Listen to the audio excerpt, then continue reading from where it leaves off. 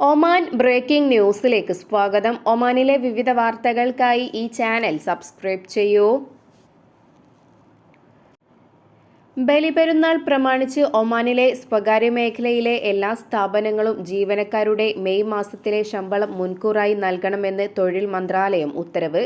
ബുധനാഴ്ച പുറപ്പെടുവിച്ച സർക്കുലറിലാണ് മന്ത്രാലയം ഇക്കാര്യം വ്യക്തമാക്കിയിരിക്കുന്നത്.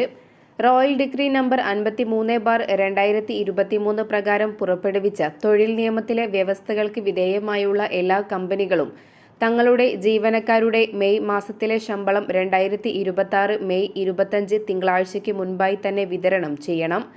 പെരുന്നാൾ ആഘോഷങ്ങളോടനുബന്ധിച്ച് ജീവനക്കാർക്ക് അവരുടെ സാമ്പത്തികവും കുടുംബപരവുമായ ആവശ്യങ്ങൾ മുൻകൂട്ടി നിറവേറ്റാൻ അവസരമൊരുക്കുക എന്ന ലക്ഷ്യത്തോടെയാണ് ഈ നടപടിയെന്നും മന്ത്രാലയം അറിയിച്ചു. ഒമാനിലെ തൊഴിൽ നിയമത്തിന്റെ പരിധിയിൽ വരുന്ന എല്ലാ സ്വകാര്യ മേഖലാ സ്ഥാപനങ്ങൾക്കും ഈ സർക്കുലർ ബാധകമാണ്.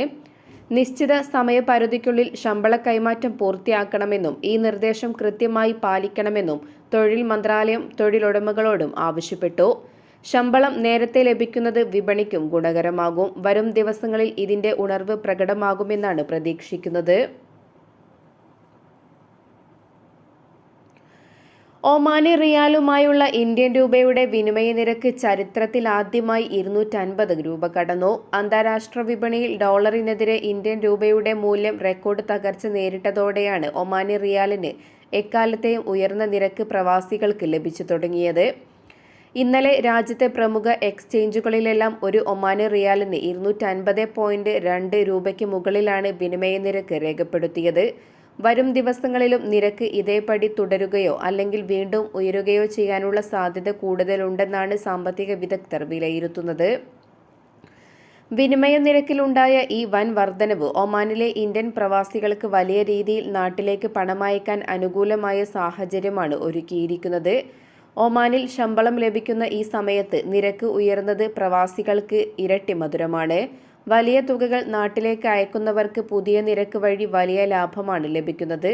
നിരക്ക് 250 കടന്നതോടെ ഒമാനിലെ വിവിധ എക്സ്ചേഞ്ച് സ്ഥാപനങ്ങളിൽ പണം അയക്കാനെത്തുന്ന പ്രവാസികളുടെ വൻ തിരക്കാണ് അനുഭവപ്പെടുന്നത്. അന്താരാഷ്ട്ര വിപണിയിലെ സാമ്പത്തിക പ്രതിസന്ധികളും ക്രൂഡ് ഓയിൽ വിലയിലുണ്ടാകുന്ന വ്യതിയാനങ്ങളും വിദേശ നിക്ഷേപകർ ഇന്ത്യൻ വിപണിയിൽ നിന്നും വ്യാപകമായി പണം പിൻവലിക്കുന്നതുമാണ് ഡോളറിനെതിരെ രൂപയുടെ മൂല്യം ഇടിയാൻ പ്രധാന കാരണം.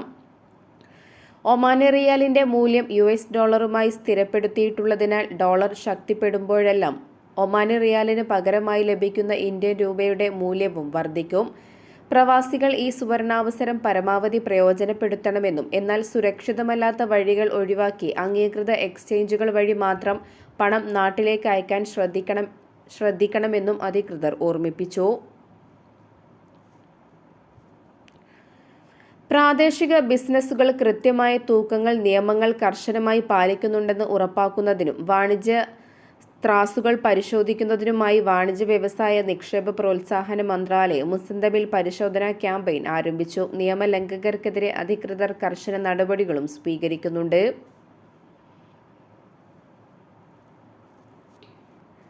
മസ്കറ്റ് ഗവർണറേറ്റിൽ ഉടനീളമുള്ള ബാർബർ ഷോപ്പുകൾ സന്ദർശിക്കുന്ന ഉപയോക്താക്കൾക്കായി മസ്കറ്റ് മുനിസിപ്പാലിറ്റി പുതിയ ആരോഗ്യ സുരക്ഷാ മാർഗനിർദ്ദേശങ്ങൾ പുറപ്പെടുവിച്ചു. ഉപഭോക്താക്കൾക്കും ജീവനക്കാർക്കും ഒരുപോലെ സുരക്ഷിതവും സുഖപ്രദവുമായ അന്തരീക്ഷം ഉറപ്പാക്കുകയാണ് ഇതിലൂടെ ലക്ഷ്യമിടുന്നത്. കടകൾക്കുള്ളിലെ തിരക്ക് കുറയ്ക്കുന്നതിനും കാത്തിരിപ്പ് സമയം ഒഴിവാക്കുന്നതിനുമായി ഉപഭോക്താക്കൾ മുൻകൂട്ടി അപ്പോയിന്റ്മെന്റുകൾ ബുക്ക് ചെയ്യണമെന്നും ഔദ്യോഗിക നിർദ്ദേശത്തിൽ അധികൃതർ ആവശ്യപ്പെട്ടു. സ്ഥാപനത്തിലേക്ക് പ്രവേശിക്കുമ്പോൾ തന്നെ പൊതുജനാരോഗ്യം സംരക്ഷിക്കുന്നതിനും കർശനമായ ശുചിത്വ മാനദണ്ഡങ്ങൾ പാലിക്കുന്നതിനുമായി ഉപഭോക്താക്കൾ കൈകൾ കഴുകേണ്ടതാണ്. കൂടുതൽ സുരക്ഷ വർദ്ധിപ്പിക്കുന്നതിനായി സാധ്യമാകുമ്പോഴെല്ലാം ഉപഭോക്താക്കൾ തങ്ങളുടെ സ്വന്തം ഗ്രൂമിംഗ് ടൂളുകൾ കൊണ്ടുവരണമെന്ന് മുനിസിപ്പാലിറ്റി ശക്തമായി ശുപാർശ ചെയ്യുന്നു. കൂടാതെ ടവലുകൾ, ഷേവിംഗ് ഉപകരണങ്ങൾ തുടങ്ങിയ വ്യക്തിഗത സാധനങ്ങൾ മറ്റുള്ളവരുമായി പങ്കുവെക്കരുതെന്നും കർശനമായ മുന്നറിയിപ്പ് നൽകി.